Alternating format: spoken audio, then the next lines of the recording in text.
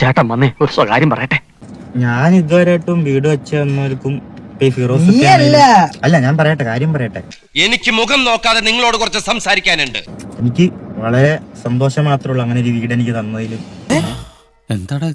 അല്ല എന്തെങ്ങനെയൊക്കെ പറയണേ? ഞാൻ ഇതുവരെയായിട്ടും അതിനെ കുറ്റം പറഞ്ഞിട്ടുമില്ല. ഇപ്പൊ എന്തെങ്കിലും പ്രശ്നങ്ങളുണ്ടെങ്കിൽ അത് നമ്മുടെ കാര്യം തന്നെ, നമ്മളാണ് ചെയ്തോട്ട്. അവരുടെ തന്നെ ഉത്തരവാദിത്വം പറഞ്ഞാൽ ഉത്തരവാദിത്വമല്ല, അവരങ്ങനെ ഒരു മനസ്സ് വെച്ച തന്നെ നല്ലൊരു കാര്യം.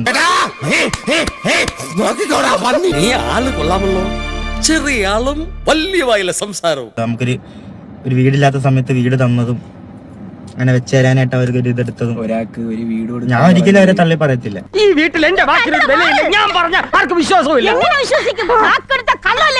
നിസ്സാര കാര്യമൊന്നുമില്ല. ഒരാൾക്ക് ഒരു വീട്, ഒരു സ്ഥലവും വീടും കൊടുക്കുന്ന പറയുന്ന നിസ്സാര കാര്യം. പിന്നെ അത് നമ്മൾ എങ്ങനെ മുന്നോട്ട് കൊണ്ടുപോകുന്നത് അത് നമ്മുടെ ഉള്ള കാര്യമാണ്.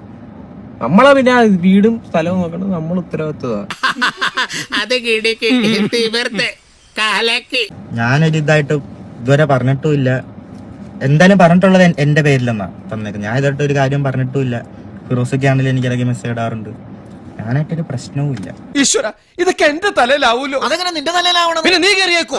ഞാനാക്കണ ഞാൻ അതിന്റെ ഒരു കുറവ് മാത്രമേ ഉള്ളൂ. വീടും സ്ഥലവും നോക്കണം, നമ്മൾ ഉത്തരവാദിത്വമാണ്.